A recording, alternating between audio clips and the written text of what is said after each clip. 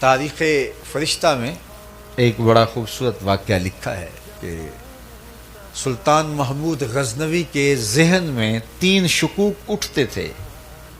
ایک یہ کہ العلماء ورثۃ الانبیاء، یہ جو کہا گیا علماء نبیوں کے وارث ہیں، وہ کہتا تھا اتنا بڑا اعزاز کیسے کہ نبیوں کے وارث ہیں؟ تو یہ کہیں اپنی مدح میں علماء نے یہ حدیث خود تو نہیں گھڑ رکھی۔ اور ایک شک اسے یہ بھی ہوتا تھا کہ قیامت کے حوالے سے کبھی سوال اٹھتا تھا اس کے ذہن میں۔ اور تیسرا، میرا والد سلطان سبکتگین ہے یا کوئی اور، یہ بھی اس کے ذہن میں ایک وسوسہ پیدا ہوتا تھا۔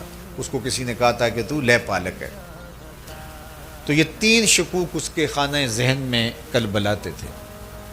ایک دن بادشاہ اپنے محل سے باہر نکلا اور خادم سونے کی شمع دان لیے آگے آگے چل رہے تھے کہ اچانک اس نے ایک منظر دیکھا کہ ایک مدرسہ ہے اور اس کی چھوٹی چھوٹی 4 دیواری ہے اور وہاں طالب علم پڑھتے ہیں۔ مدرسے کی لالٹین میں تیل نہیں ہے، اور جب وہ سبق بھولتے ہیں تو قریب جلتے ہوئے گیس کی روشنی میں جو ایک دکاندار کی دکان پر جل رہا تھا وہاں آتے ہیں، سبق دیکھتے ہیں، دہراتے ہیں، پھر چلے جاتے ہیں۔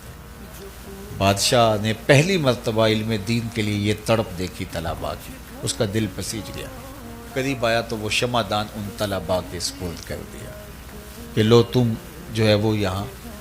تو طالب علم خوش ہو گئے، اللہ کے رسول بھی راضی ہو گئے۔ بادشاہ واپس آیا، پلٹا سویا، مقدر جاگے، حضور کا دیدار نصیب ہوا۔ تو آقا کریم خواب میں ملے اور مسکراتے ہوئے کہا، اے سبکتگین کے بیٹے محمود، تو نے آج میرے ایک وارث کی قدر کی ہے، کل قیامت کے دن تیری شفاعت کروں گا۔ اللہ اکبر۔ لہو خورشید کا ٹپکے اگر ذرے کا جگر چیرے۔